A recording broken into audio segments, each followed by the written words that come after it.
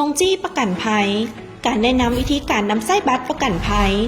สำหรับการนำไส้บัตรบ่ว่าจะเป็นบัตรประกันสุขภาพและอุบัติเหตุส่วนบุคคล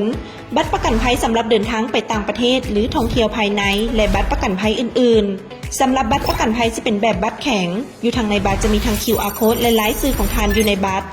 สำหรับวิธีการนำไส้เพียงแต่ทานถือเอาบัตรประกันภัยที่เป็นแบบบัตรแข็งหรือเป็นแบบอิเล็กทรอนิกส์เข้าไปในห้องหมอในเครือข่ายทางภายในและต่างประเทศท่านหมอจะทำการสแกน QR Code เพื่อกดสอบข้อมูลและวงเงินคุ้มกันของแต่ละพยาธิโดยข้อมูลภายในบัตรจะมีทั้งการคุ้มกันในการปิ้นปัวนอนห้องหมอหรือ IPD